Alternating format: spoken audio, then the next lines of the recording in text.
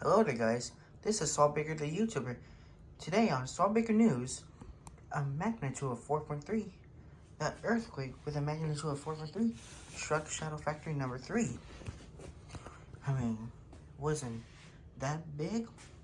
It didn't make the black cloud tank fall down like a magnitude 6 would. Some of them were felt. Some people felt it in Devon City. Like, look at that. Take a look.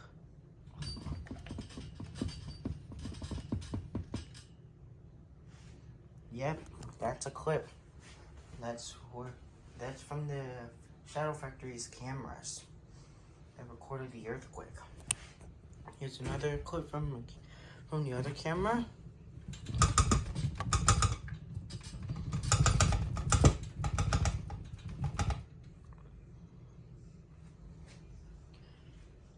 Some people were running out during the earthquake. Look at this guy.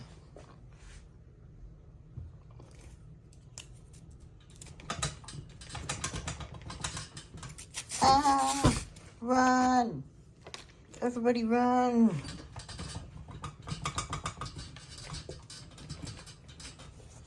And then another person ran before it happened. Oh no! Get out! Ah!